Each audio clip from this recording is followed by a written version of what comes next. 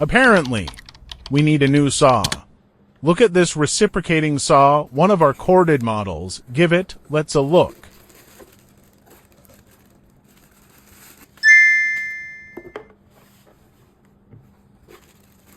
There are two saw blade sets here, one for wood and one for metal.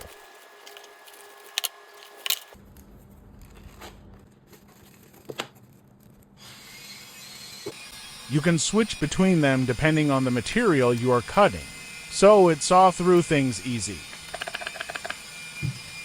Go on, then. This HYCHIKA corded reciprocating saw has a powerful 6A motor that provides speeds up to 2,800 SPM for precise cutting in a wide range of materials. Let's give it a go.